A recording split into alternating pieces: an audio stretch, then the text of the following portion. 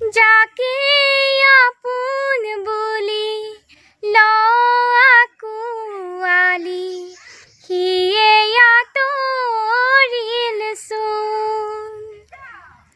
কোনো নাই তোৰ কাষতে আজি আপোন বুলিবলে, জন অৰণ্যৰ মাজতো আছ অকলশৰে।